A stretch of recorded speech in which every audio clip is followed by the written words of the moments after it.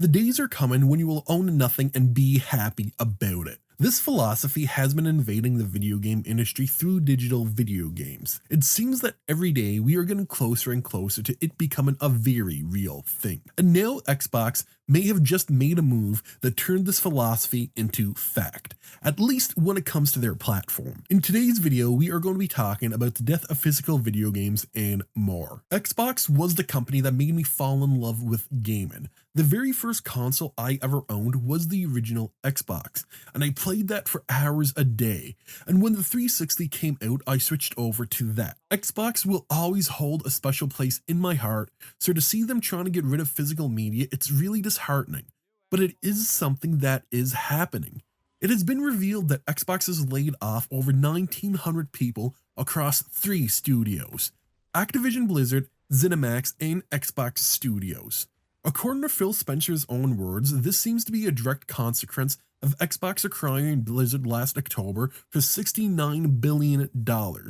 Phil Spencer said that it's been a little over 3 months since the Activision Blizzard and King teams joined Microsoft.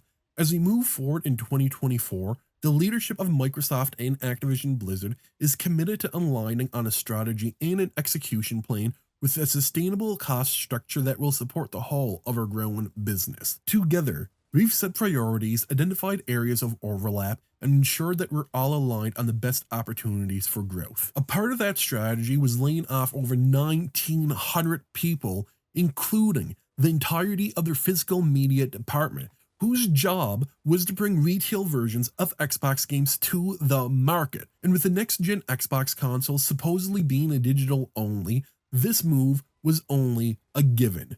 But I do have to say that I am not surprised at all by Xbox doing this, and they were probably just looking for an excuse to axe their physical media department, because for the longest time, they've been trying to make this move to digital only. The only difference is that when they first tried to make this change, people put up a big enough fit that they quickly backed down from that idea. This just didn't start with the current console generation. No. Xbox started this plan all the way back when the Xbox One was first announced. For those who cannot remember, when the Xbox One was first revealed, it was announced that one of the things you wouldn't be able to do with the console is play second-hand games. Meaning that if you wanted to play a game that your buddy had, you had to go out and buy the game brand new. Back then, it seems that people had more common sense because they put up a huge fit about this. And rightly so. This was an extremely scummy business practice that would not only see the consumer spending more, but would also see small shops that deal with secondhand games take a huge financial hit also. The outcome of this was that the voices of the mass were heard, and Xbox quickly went back on this decision. And the president of Microsoft's interactive entertainment business, Don Mattrick, was let go because of this ludicrous idea and was replaced by Phil Spencer. Fortunately, we have a product for people who aren't able to get some form of connectivity. It's called Xbox 360. Right. So stick with 360. That's your message if you don't, like it? If you have zero access to the internet, that is an offline device. It is clear, though, that this idea never left with Don. During the later half of the Xbox One and PS4 generation, we saw the new and improved consoles coming out. For Xbox, this meant that they would be releasing a digital-only version of the Xbox One, which wouldn't be the first time they released a digital-only console, as the Xbox 360 also had one in the form of the Xbox Arcade. We see the exact same thing with the current-gen Xbox consoles. We have a digital version one and one with a disc drive. The only perk of owning an Xbox Series S was that you got it for around $200 cheaper. That's it.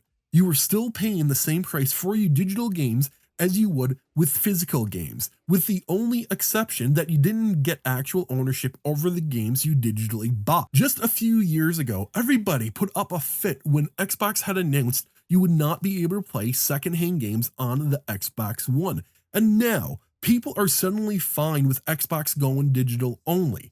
Do they not realize that this is the exact same thing as not being able to play secondhand games on your Xbox? You cannot buy digital games second hand. You need to buy them brand new. It might be worded a bit differently, but this is the exact same thing that Don Mattrick tried to do, and the gaming community ran him out of town for it. And now suddenly it's okay. Like, honestly, like, what the is happening here? When they released the Xbox Developer Direct Showcase, I figured that Xbox was going to be pulling some major moves in this direction.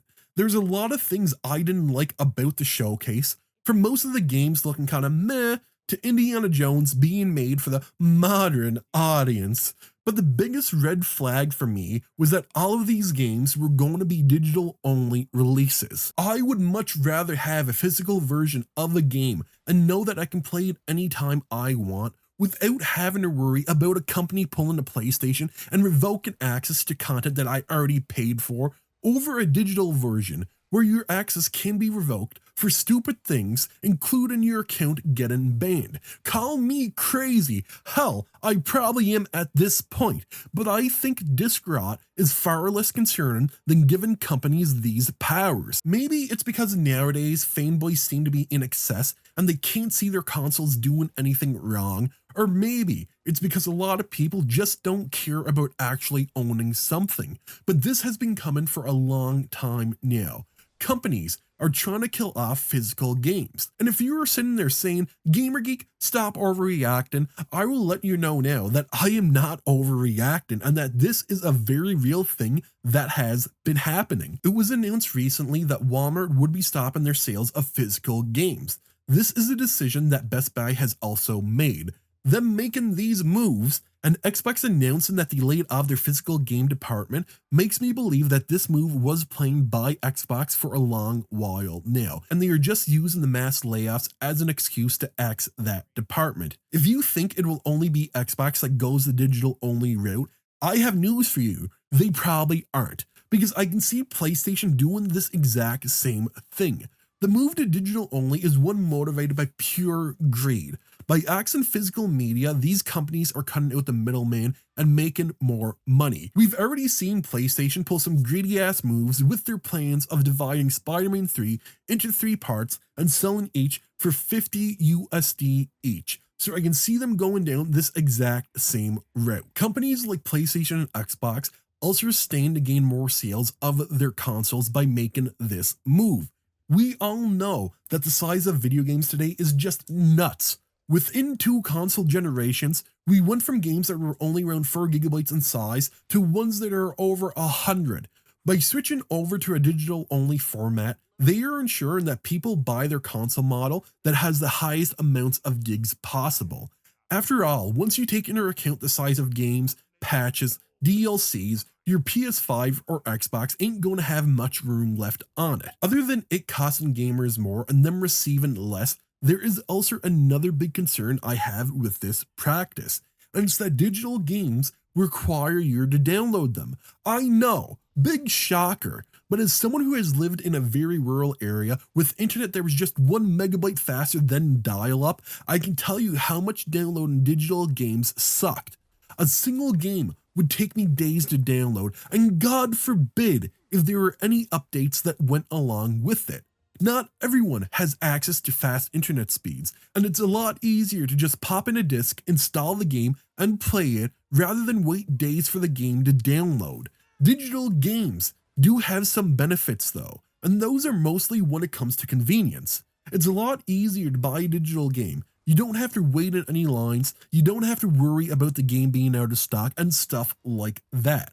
But in the long run, those benefits are not worth it. We could be looking at the death of physical gaming. This could very well be the last generation where we can get games on discs. And the scary thing about it is that some people are perfectly fine with this. They are fine giving power to these companies to take your games away at will. Did you decide to trash talk someone during a Call of Duty match? Well, guess what? You've got no games now. It's as easy as that. This will be fine for the majority of the people until it happens to them or one of their favorite streamers. Then we will see the gaming outlets up in arms about it. People will be crying to bring back physical games, but by then it will be too late. I have no idea what has happened with the mindset within the gaming community from the reveal of the Xbox One to current gen consoles, but it isn't anything good. I hope to God I am wrong about this, but I have a funny feeling that I am not. If you've made it to the end of this video, hit that like, subscribe, and notification bell, and tell me whether you think the death of physical games are upon us. I hope all you guys have an amazing and wonderful day, and I will see you in the next video. Peace out.